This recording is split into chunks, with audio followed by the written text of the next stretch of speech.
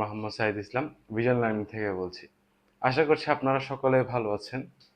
তো আমরা বিগত ক্লাসে পড়েছিলাম লেনদেন বিষয়ক বেসিক ক্লাসগুলায়। ইনশাল্লাহ আমরা আজকে হিসাব সমীকরণের প্রভাব বিস্তার নিয়ে যে ম্যাথটা আছে ওইটা আমরা করার চেষ্টা করব। আমরা প্রথমে দেখব হিসাব সমীকরণের ঘর কিভাবে আঁকতে হয়। হিসাব সমীকরণ আমরা কি শিখেছিলাম?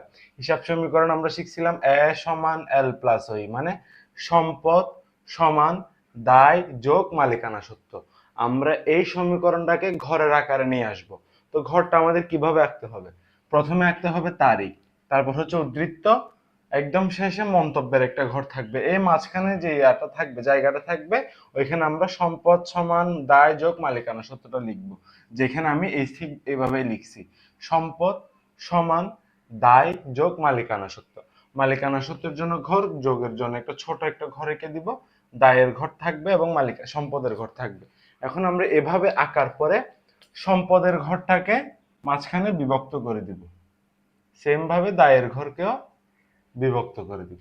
আচ্ছা, এখন আমরা কোন ম্যাথটা করব? আসলে আমরা আমাদের যে বোর্ড বইটা আছে এর 17 পৃষ্ঠার একটা হিসাব সমীকরণের উপর লেনদেনের প্রভাব নামের একটা উদ্দীপক আসছে, ওইটা আমরা করার চেষ্টা করব। এটা হচ্ছে হাসান অ্যান্ড অ্যাসোসিয়েটস, এটার ম্যাথটা আমরা করব আজকে এবং এর হিসাব সমীকরণটা আমরা আজকে শেখার চেষ্টা করব এই সিস্টেম।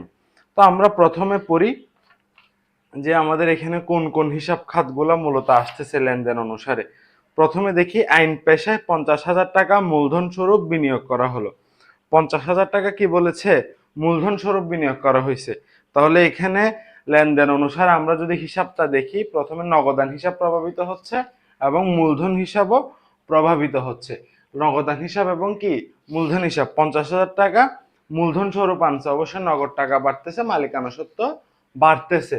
তাহলে আমরা দেখুন এদিকে আমরা কি করব, নগদের জন্য একটা ঘর এঁকে ফেলবো, মালিকানা সত্ত্ব তো থাকলোই।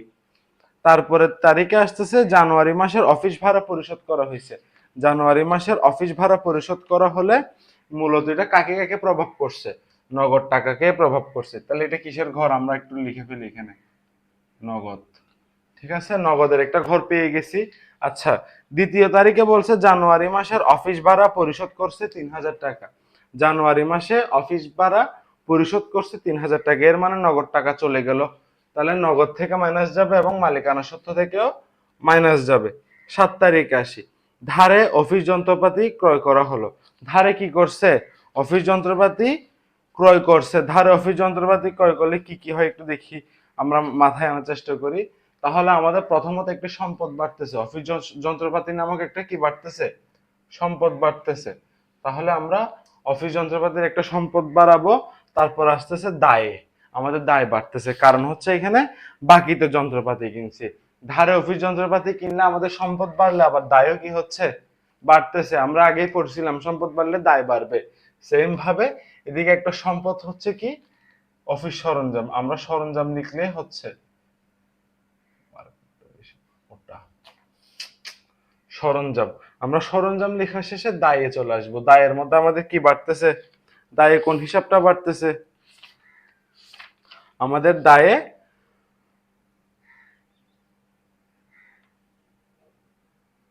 দায়ে আসবে মূলত যন্ত্রপাতি সরবরাহকারীর হিসাব অথবা পাওনাদার। আমরা লিখবো কি? পাওনাদার হিসাব।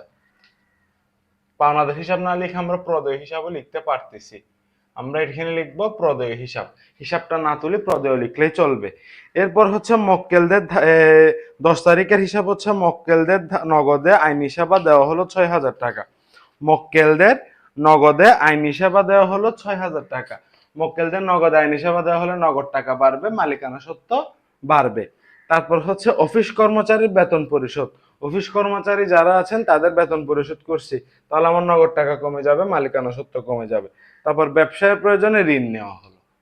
ব্যবসায়ের প্রয়োজনে ঋণ নেওয়া হলো। তাহলে কি? ঋণ নিছি, নগদ টাকা পাইছি, নগদ টাকা পাওয়ার কারণে নগদ টাকা বাড়ছে। এদিকে আবার একটা ঋণ নেওয়ার কারণে কি বাড়ছে? দায় বাড়ছে। তাহলে দায়ের নাম কি? ঋণ। তাহলে আমরা আরেকটা ঘর পাইছি, আমরা আরেকটা ঘর পাইছি, ঋণ নামক একটা ঘর, যেখানে ঋণের টাকাটা এন্ট্রি হবে। দ্বিতীয়ত আসি, মক্কেলদের ধারে আইনি সেবা দেওয়া হলো। এই তো আরেকটা পাইছি, মক্কেলদের ধারে আইনি সেবা দেওয়া হলো। তাহলে মক্কেলদের আমি ধার আইনি সেবা দিছি, ঘুরে ফিরে আমি টাকা পাবো থেকে পরবর্তীতে, আগে পরে ওর থেকে আমি কি টাকাটা পাবো। এর মানে হচ্ছে আমার এক প্রকার সম্পদ, যার নাম হচ্ছে প্রাপ্য হিসাব। যার নাম কি? প্রাপ্য হিসাব। প্রাপ্য হিসাব যেটা আমি পেয়েছি, মানে আমি ধারে টাকা পাবো, প্রাপ্য হিসাব বাড়বে, এদিকে মালিকানা সত্ত্ব আমার বাড়বে। তারপর হচ্ছে বাকিতে ক্রয়কৃত যন্ত্রপাতির মূল্য পরিশোধ। বাকিতে কোন পণ্য কিনছে ওইটা যন্ত্রপাতির মূল্য পরিশোধ হলে অবশ্যই এই যে সম্পদের মধ্যে যে সরঞ্জামের টাকাটা লিখছি ওইখান থেকে কি 10,000 টাকা যেটা দিয়েছে ওইটা মাইনাস হবে, অথবা 10,000 টাকা যেটা মাইনাস হবে, এরপর কি প্রদেয় হিসাব থেকে কি টাকাটা মাইনাস করবো আমরা ইনশাল্লাহ। জানুয়ারির 1 তারিখে দেখি আইন পেশে 50,000 টাকা মূলধন স্বরূপ বিনিয়োগ করা হলো। তারিখে কি লিখবো? জানুয়ারি 1। জানুয়ারি 1-এ অবশ্যই বলা হয়েছে আইন পেশে 50,000 টাকা মূলধন স্বরূপ বিনিয়োগ করা হলো। তাহলে মূলধন স্বরূপ 50,000 টাকা বিনিয়োগ করা হলে নগদে কি বাড়বে? 50,000 টাকা বাড়বে। তারপরে মালিকানা সত্ত্বে কি হবে? 50,000 টাকা হবে। আচ্ছা ঠিক আছে, তাহলে 1 তারিখের হিসাব শেষ। এই যে আমি 1 তারিখের হিসাবটা শেষ করলাম, দাগ টেনে দিলাম, ঠিক আছে? এই যে দাগ টানলাম, সরি মন্তব্যের ঘরে হবে না, মন্তব্যটা লেখা লাগে না, ওটা আহামরি দরকার নাই। আচ্ছা এই যে আমি লিখলাম সব 1 তারিখের লেনদেনটা আমি লিখলাম, 2য় তারিখ আমার টাকাটা কি করতে হবে? নামাইতে হবে। 2য় তারিখের টাকাটা আমার কি করতে হবে? নিচে নামাতে হবে। এই যে নিচে নামাবো, নিচে নামানোর সময় আমার থেকে কি একটা লেখা লিখতে হবে, যার নাম হচ্ছে উদ্ধৃত্ত। এই যে আমি উদ্ধৃত্ত লেখে এই 50,000 টাকাটা 2 তারিখে কি করছি? ঢুকাইলাম। সেম 50,000 টাকা 2 তারিখে কি করলাম? ঢুকাইলাম। এই টাকা একটা ঢুকাইলাম। এরপরে কয় তারিখ? 2 তারিখ জানুয়ারি মাসের অফিস ভাড়া পরিশোধ করছে। জানুয়ারি মাসের কি করছে? অফিস ভাড়া পরিশোধ করছে কয় হাজার? এখানে বলছে 3,000 টাকা অফিসে ভাড়া পরিশোধ করছে। তাহলে এই যে জানুয়ারি 2 অফিস ভাড়া 3,000 টাকা পরিশোধ করছে, অবশ্যই নগদ থেকে চলে যাবে। নগদ থেকে চলে গেলে 3,000 মাইনাস, আবার এখানেও কি মালিকানা সূত্র থেকেও চলে যাবে 3,000 মাইনাস। আচ্ছা ঠিক আছে, এখন আপনাদের প্রশ্ন থাকতে পারে কেন স্যার আপনি ব্র্যাকেট কেন দিলেন, মাইনাস চিহ্ন কেন দিলেন না? হিসাব বিজ্ঞানের ভাষায় ব্র্যাকেটের ভিতর যেসব সংখ্যা থাকে ওগুলো মাইনাস সংখ্যা। ওগুলো কি সংখ্যা? মাইনাস সংখ্যা। এর মানে আমরা কি বুঝছি? যে ব্র্যাকেটওয়ালা সংখ্যাগুলো আমরা হিসাব বিজ্ঞানের ভাষায় মাইনাস সংখ্যা হিসেবে চিনবো। তাহলে 50,000 থেকে 30, এখন আমরা উদ্ধৃত্ত নামাবো। আবার কি নামাবো? উদ্ধৃত্ত নামাবো, মানে আগের তারিখের হিসাবগুলো পরের তারিখে ঢুকাবো। এর মানে কি 50,000 থেকে 3,000 টাকা চলে গেলে 47,000 অথবা 47,000। সেম এখানে 47,000। আমি কিন্তু আপনাদেরকে বেসিক ক্লাসের দিন একটা কথা বলেছিলাম যে ইকুয়াল টু এল প্লাস ওই, প্রত্যেকজন সমষ্টিকভাবে একদম ইজি ভাবে কি হতে হবে? সমান সমান হতে হবে। আমার এখানে কিন্তু স্টিল সমানই চলতেছে, দেখেন 47,000 এ সাইডে, এল প্লাস ওই সাইডেও কি 47,000ই আছে। তাহলে আমার এখনো কি ম্যাথে কোনো হেরফের আসে নেই, ইনশাল্লাহ আসবেও না পরবর্তীতে। এদিকে আমরা 7 তারিখেরটাতে আসি। এখন 7 তারিখেরটাতে দেখি ধারে অফিস যন্ত্রপাতি ক্রয় করা হলো। ধারে কি করছি? অফিস যন্ত্রপাতি ক্রয় করছি। ধারে যদি আমি অফিস যন্ত্রপাতি ক্রয় করে থাকি কি হইতে পারে? আমি তখনই উল্লেখ করছিলাম কি হবে? ধারে অফিস যন্ত্রপাতি ক্রয় করলে 15,000 টাকার সরঞ্জাম বাড়বে। 15,000 টাকার কি হবে? অফিস সরঞ্জাম অথবা যন্ত্রপাতি বাড়বে। এদিকে আমার কি বাকিতে কিনা হয়েছে না? 7 তারিখে আমার কি হয়েছে? বাকিতে 15,000 টাকার পণ্য কেনা হয়েছে। এই যে আমরা কিনলাম, কেনার পর আমরা সেম কি করব? পরবর্তী তারিখে টাকাটা কি করব? আমি এখানে আপনাদেরকে দাগ টেনে দেখাইনি। এখন পরবর্তী তারিখে আমরা কি করব? উদ্ধৃত হিসেবে নামাবো। এই 47,000 সেম, 47,000 টাকায় কোনো হেরফের ঘটলো না। এই যে 15,000 টাকাও সেম থাকলো। আবার সেম 15,000 টাকা কি হবে? নেমে যাবে। এই যে 47,000, আমার কিন্তু টাকা দোনো পক্ষেই সেম আসতেছে। 47 এবং 15 যোগ করলে যা আসবে এখানেও দুটোটা যোগ করলে তাই আসবে কিন্তু। তাহলে আমার এখনো কি সমতায় চলতেছে। এরপর আসতেছে 10 তারিখ। 10 তারিখ কি বলছে দেখি আমরা। 10 তারিখ বলছে আমাদেরকে মক্কেলদের নগদে ধাইরি, সরি মক্কেলদের নগদে আইনি সেবা দেওয়া হলো 6,000 টাকার নগদ আইনি সেবা দেওয়া হয়েছে, তাহলে আমি নগদ টাকা পেয়েছি 6,000, অবশ্যই যোগ হবে। এখানে 6,000 অবশ্যই কি হবে, যোগ হবে। 47-এর সাথে 6 যোগ করলে কত আসতেছে? 47-এর সাথে 6 যোগ করলে 53,000 টাকা আসতেছে। কয় হাজার টাকা? 53,000 টাকা। 53,000, 15,000, এখানে 15,000। আপনারা সকলে যখন হিসাব সমীকরণ করবেন, খাতাটা এরকমের করে রাখার চেষ্টা করবেন, মানে পাতারি সাইজে লেখার চেষ্টা করবেন, লম্বালম্বি ভাবে না, সাইড বাই সাইডে করে লিখলে আপনাদের জন্য কমফোর্টেবল হবে অনেক।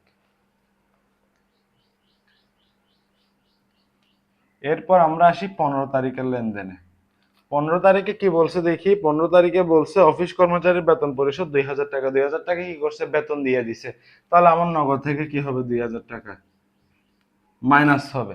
2,000 টাকা নগদ থেকে মাইনাস হওয়ার পরে মালিকানা সত্ত্ব থেকে কি হবে, মাইনাস হবে। ইনশাল্লাহ বুঝতে পারতেছি কেন মাইনাস হচ্ছে, কেন প্লাস হচ্ছে।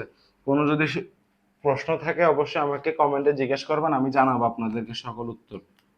আমি চেষ্টা করবো আপনাদেরকে প্রত্যেকজনের কনফিউশন ক্লিয়ার করে দেওয়া। তাহলে 53 থেকে 2 চলে গেলে কত থাকতেছে, 51,000 থাকবে। তারপর এখানে 15,000, এখানেও 15,000, আবার এখানে 51,000 থাকতেছে। ওকে দেন, এই জায়গাটাও সেম। এখন আমার কিন্তু সেম ম্যাথ আছে, আপনাদের যে দাগ খেয়াল করতেছেন। এরপর 15 তারিখের পরে 20 তারিখ ব্যবসার প্রয়োজনে ঋণ নেওয়া হলো। ব্যবসার প্রয়োজনে কি ঋণ নেওয়া হলো, এটা হচ্ছে 20 তারিখ। 20 তারিখ হচ্ছে ব্যবসার প্রয়োজনে কয় হাজার টাকা ঋণ নিয়েছে, 20,000 টাকা। 20,000 টাকা ঋণ নিয়েছে। 20,000 টাকা ঋণ নিছে, নগদ টাকা হিসেবে পাইলাম। এদিকে আমার আবার ঋণও বাড়ছে। কি বাড়ছে, ঋণ বাড়ছে। এটা মালিকানা সত্ত্ব পারবেন, এটা দায় বাড়বে। এখন টাকাটা আমি কি করি, উদ্ধৃত্ত হিসেবে নামানোর জন্য একটা দাগ টানি। এই উদ্ধৃত্ত দিলাম। আমার মার্কারের কালিটা একটু খুব মোটা হয়ে গেছে, আমি পরবর্তীতে চিকনটা আনার চেষ্টা করবো আপনাদের বোঝার সুবিধার্থে। 71,000, এখানে 15,000, সেম 15,000, 20,000,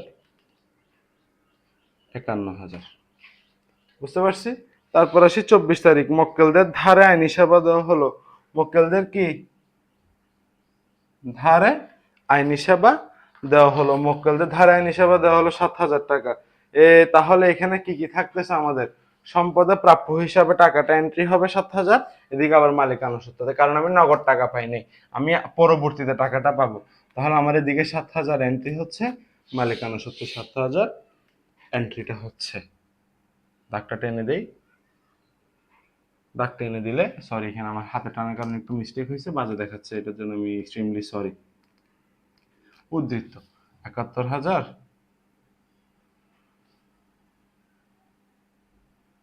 15,000, 7,000, 15,000, 20,000, 58,000। আচ্ছা ঠিক আছে, এটাও শেষ। এখন আমরা 29 তারিখেরটাতে যাব। 29 তারিখেরটাতে গিয়ে যখন দেখব, আমাদেরকে বলা হচ্ছে বাকিতে ক্রয়কৃত যন্ত্রপাতি মূল্য পরিশোধ করছে। বাকিতে যে পণ্য ক্রয় করছিল, আমরা যে 7 তারিখে সে 15,000 টাকার পণ্য ক্রয় করছে, এটা 10,000 টাকা আমরা কি করে দিছি, পে করে দিছি, নগদ টাকায় পে করছি না। তাহলে 10,000 টাকা নগদ থেকে কি হচ্ছে, কমে যাচ্ছে। 10,000 টাকা নগদ থেকে কমে, এই যে প্রদেয় আছে এটা থেকেও কি হবে, 10,000 টাকা কমে যাচ্ছে। কমার পর আমি টাকাটা কি করব, এন্ট্রি করব, টাকাটা নামাবো উদ্ধৃত্ত স্বরূপ, নামিয়ে এখানে যোগ বিয়োগটা করে আমি ম্যাথটা শেষ করার চেষ্টা করব। আচ্ছা, এখানে আমার 70 থেকে 10,000 চলে গেলে 61,000, তারপরে এখানে 15,000, এখানে 7,000, সেম এখানে 15 থেকে 10 চলে গেলে 5,000, এখানে 20,000, আবার এখানে 58,000। আচ্ছা, আমি পাইলাম এখানে কিছু একটা অ্যামাউন্ট হবে আর কি। তাহলে আমরা যা জানি যে সম্পদ সমান দায় যোগ মালিকানা সত্ত্ব, তাহলে এটার যোগফল যা আসবে এটারও সেম আনসার আসতে হবে। তাহলে সম্পদের পরিমাণ এবং দায় মালিকানা সত্ত্বের পরিমাণ কি হইতে হবে, একদম সেম টু সেম হতে হবে। 61 আর 15 যোগ করলে হচ্ছে কত, 76,000। 76-এর সাথে 7 যোগ করলে 83,000 টাকা আসবে ইনশাল্লাহ। 83,000 টাকা এখানে আসছে। 83,000 টাকা আসার পরে সেম আমরা এখানে যোগ করে দেখবো কত আসতেছে, 25,000। 25 আর 58 যোগ করলেও কত হাজার আসতেছে, 83,000 টাকা আসার কথা। হ্যাঁ, 83,000ই আসতেছে। আচ্ছা ঠিক আছে, আমি কিন্তু শর্ত প্রমাণ করে দিছি, হিসাব সমীকরণটা প্রমাণ করে দিছি কিভাবে, এই যে প্রতিপক্ষ সমান হইতে হবে, এই প্রতিপক্ষ সমান, দুনো পক্ষ কি সমান আছে। আচ্ছা, এখনো কিন্তু ম্যাথ আমরা কমপ্লিট করি নাই। ম্যাথ কেমনে কমপ্লিট হবে, ম্যাথ কমপ্লিট হবে এভাবে, এই অ্যামাউন্টের নিচে লাস্টে দুইটা কি দিতে হয়, কলম দিয়ে দুইটা টান দিলে হিসাব বিজ্ঞানের মেইন সামারিটা শেষ হয়। এই হচ্ছে হিসাব সমীকরণের প্রভাব। আমার মার্কারের কারণে হয়তো কিছু লেখা একটু বোল্ড চলে আসছে, একটু বুঝতে কষ্ট হচ্ছে, আমি ছবির সাথে অ্যাটাচ করে দিব। ছবির সাথে অ্যাটাচ করে দিলে আপনাদের একটু জুম করে দেখতে সুবিধা হবে। আর হ্যাঁ, যে প্রশ্ন থেকে আমি মূলত আপনাদেরকে আজকে করিয়েছি ওই প্রশ্নটা আমি কিন্তু ভিডিওতে অ্যাড করে দিছি, আপনারা ওইটা দেখে আরো বুঝে দিতে সুবিধা হবে আর কি। আচ্ছা, এই হচ্ছে হিসাব সমীকরণের উপর প্রভাব। আমি আরেকবার বিশ্লেষণ করে দেই। যেমন দেখেন, জানুয়ারির 1 তারিখ আইন পাশে 50,000 টাকা নিয়ে মূলধন স্বরূপ বিনিয়োগ করা হলো, মানে নগদ টাকা 50,000 টাকা আসছে, মালিকানা সত্ত্ব আসছে নগদ 50,000, মালিকানা সত্ত্ব 50,000। আমি কি করছি, পরবর্তী তারিখে এটা উদ্ধৃত হিসেবে কি করে দিছি, নামাই দিছি। নামাই দেওয়ার পরে 2 তারিখে দেখতেছি জানুয়ারি মাসের অফিস ভাড়া পরিশোধ করা হয়েছে 3,000 টাকা। কয় হাজার টাকা, 3,000 টাকা অফিস ভাড়া দিছে, তাহলে 3,000 টাকা চলে গেছে না দুনো পক্ষ থেকে, মাইনাস করছি, মাইনাস করে যা আসে তা বসাইছি। 7 তারিখে কি করছে, বাকিতে যন্ত্রপাতি কিনছে, তাই যন্ত্রপাতিতে 15,000, আবার বাকিতে কিনার কারণে দায় বাড়ছে থেকে দায়ে পদেতে কি 15,000। 15,000-এর পরে দুটোটা অ্যামাউন্ট কি করছে, সুন্দর করে নামাই দিছি। নামানোর পরে 10 তারিখে ওনারা কি করছে, মক্কেলদের নগদে আইনি সেবা দিছে। নগদে আইনি সেবা দেওয়ার কারণে 6,000 টাকা প্লাস হয়েছে। 6,000 টাকা আমি নগদে পাইছি, এদিকে নগদে বাড়লে মালিকানা সত্ত্ব কি হবে, বাড়বে। এই কারণে 47 আর 6 53,000, 15,000 নামলো, আবার 15,000 নামলো, 47 53,000। এই যে 15 তারিখে এসে আমরা আবার দেখতেছি অফিস কর্মচারী বেতন পরিশোধ করছে 2,000 টাকা। তাহলে আমি অফিস কর্মচারী বেতন পরিশোধ করার কারণে 2,000 টাকা কি করে দিছি, দুনো পক্ষ থেকে নগদ মালিকানা সত্ত্ব থেকে মাইনাস করে অ্যামাউন্ট গুলো আবার নামাই দিছি। নামানোর পরে 20 তারিখ এসে দেখি কি, 20,000 টাকার কি করছে, ব্যবসার প্রয়োজনে একটা ঋণ নিছে। ঋণ নেওয়ার কারণে নগদে 22,000 টাকা বাড়ছে, আবার দায়ে ঋণ হিসেবে 20,000 টাকা বাড়ছে। বাড়ার পরে প্রত্যেকটা অ্যামাউন্ট নামাইলাম। নামানোর পরে দেখতেছি কি 7,000 টাকার বাকিতে কি করছে, মক্কেলদের ধারায় নিষেধা দিছে। এই ধারায় নিষেধা দেওয়ার কারণে আমার কি এক প্রকার বাকি সম্পদ বাড়ছে। বাকিতে আমি কার থেকে টাকা পেলে এটা কিন্তু আমার জন্য সম্পদ, এই কারণে সম্পদের অ্যামাউন্টটা বাড়ছে। এরপরে কি, এখানে আবার মালিকানা সত্ত্বে 7 যোগ হয়েছে। তারপরে আসি, প্রত্যেকটা নামাইলাম। নামানো শেষে কি করছি, 29 তারিখে 10,000 টাকা আমি যে 7 তারিখে এসে 15,000 টাকার বাকি করছি, এখানের মধ্যে আমি 10,000 টাকা পে করছি। নগদে পে করার কারণে নগদ থেকে 10,000 মাইনাস দিয়ে যে দায় বৃদ্ধি পাইছিল প্রদেয় হিসাবের, ওইটা 10,000 টাকা মাইনাস করছি। মাইনাস করে একটা উদ্ধৃত্ত অ্যামাউন্ট আসছে।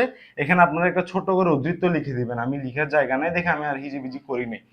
টাকাটা আপনারা তুলে লাস্ট মোমেন্টে এসে যোগ করে দুনো পক্ষ কি করে দিবেন, মিলাই দিবেন। এই হচ্ছে আমাদের হিসাব সমীকরণ। আশা করছি সকলে বুঝতে পারছেন।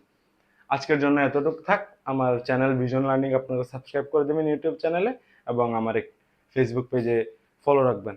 আসসালামু আলাইকুম।